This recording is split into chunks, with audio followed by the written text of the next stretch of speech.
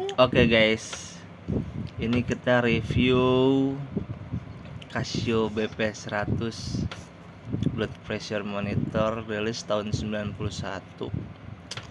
Dia memiliki fitur untuk tensi darah, dan menurut saya cukup akurat karena saya sering melakukannya.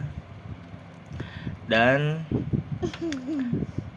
untuk seri ini menurut saya sangat baik untuk di tahun 91 dengan kondisi yang sangat normal.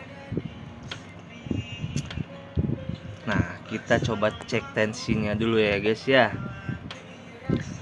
Oke, dan itu hasilnya guys, 132/69, dan itu adalah hasil tensi darah saya guys. Thank you, thanks for watching.